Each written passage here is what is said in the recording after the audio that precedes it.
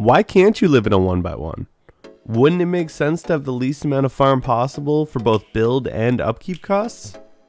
Why would you want to spend extra time farming a tree to build a bigger base if you didn't have to? For the longest time, most starter bases have either been a 2x1 or even a 2x2. Both of these are wrong, wasting resources and space, offering very little value. The reality in Rust is size matters. Bigger bases attract more attention, with raiders believing them to have more loot inside. But doesn't that bigger size give you more protection and security? Not even close. In fact, for an experienced raider, the cost of a 1x1 with 2 doors and a 2x2 with 5 doors is the exact same. 4 rockets.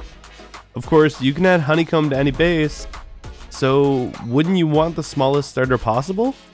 But what about the space? Surely, to fit all of this, you have to start with at least a 2x1, right? Wrong. Everything you see here fits inside the Chad cube. Before you even go to build the Chad cube, you need to make an important decision. Building on a higher ground like this with room around you is going to allow for more room for expansion later, including honeycomb, and just making it into a main base.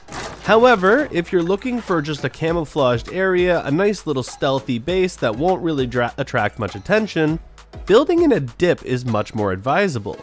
By utilizing the low terrain, we're going to help camouflage some of the elements to the base. Placing first the most important piece, the cube for our Chad cube. We then place our airlock triangle, and we can go ahead and right away add half walls. There's a very important reason we're utilizing half walls in this scenario, and that is the fact that it's going to blend in much better with the terrain, making it seem like we just have foundation pieces rather than half walls. A raider knowing that you have half walls is going to give away the knowledge that you probably have something else going on, and if they look too deeply into it, they might decide that it's going to be their next raid target. Once you have all this placed, we're going to go ahead and place our doorway. You have 2 options. With a doorway on this side, it's going to give you the interior door as your airlock to this door, allowing you to shoot out a little better. And if you put your airlock on this side, it'll just kind of make sure that raiders who kill you in your doorway can't get past here. However, that will leave this much more exposed, and I do recommend building on this side. We're going to go ahead and add the walls around here, our roof tiles, and upgrade it all to stone. If you have wood, that would be fine for now. However, of course, upgrading to at least stone early is great. I don't recommend taking just this solo base much beyond stone unless you're expanding out with some more honeycombing. Once this is done, go ahead and slap your doors on and throw a lock on them. As you see, we get a nice little airlock here. And now we have to place our TC. Coming up to this wall here, we're going to use the tiles to line up our TC and make sure it's straight. Then placing it back until it gives us no more give. We're going to come back just a little bit more and get some movement again. And then just using our movement, going all the way to the side, we reach maximum space. Doing this is fantastic and is going to help make sure that you can fit all your boxes later. You're also going to want to lock this up just in case anything happens. It makes things a lot smoother, and it's just always a good idea to lock up your TC.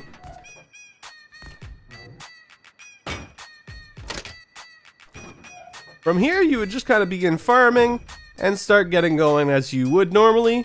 Once you have enough to make your furnaces, we're going to go ahead and place them here. With this configuration, we can nicely fit 3 furnaces here.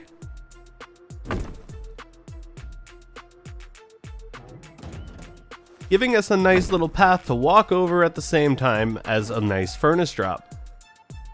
Once we've started cooking and we've got enough metal to make large boxes, we're going to pick up the small boxes that we would temporarily use and go ahead and place our large boxes. To do so, we're going to start off with this one right against the wall here. We're again going to push all the way to the back, and I like to just clip through the wall, which I can then use to see if I'm lining up correctly. As you see, if you're diagonal, it'll only come out at one point, where if you're going straight, it'll kind of come off even across the board. You can also use the tile at this point to make sure that you're going correctly, and then just pull back until you get the blue. If you feel like you have too much space, you could move over. However, it doesn't matter too much for this box. Next, we're going to place this box here, and using the same principle, we're just going to want to make sure it's straight and flush against the other walls. And placing our last box right here.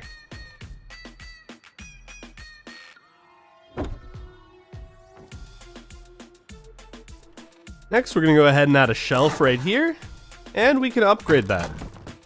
This shelf's going to allow us to place up to our tier 2 workbench here. Of course, picking up your tier 1 with a hammer as soon as you're able to go to tier 2 and keeping it in a box in case you need it for later. And then I would go ahead and just add a fire pit or an extra small box right here. Of course, cooking food is pretty essential in Rust, especially if you're trying to stay max health, so the fire pit's not a bad call. Next, we have to achieve placement of these, which obviously can't really happen. There's not enough room here. It's not going to happen.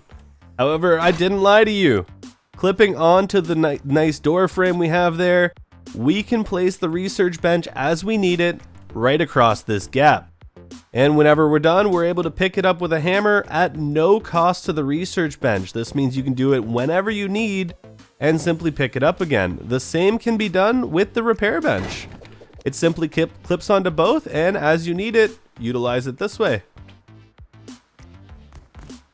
Whenever you're done with them, simply store it in one of your boxes.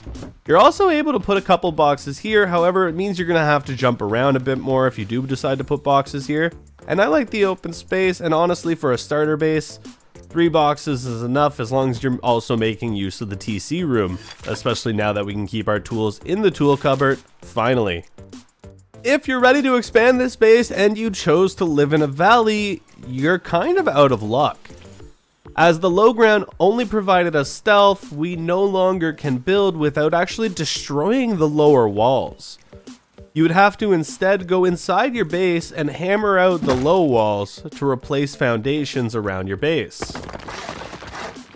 That's why if you plan to expand this build, I do recommend you build it on a higher ground, as at which point you would be able to build it out just like any other base and add as much honeycomb or expand it into a main base in any way you wanted.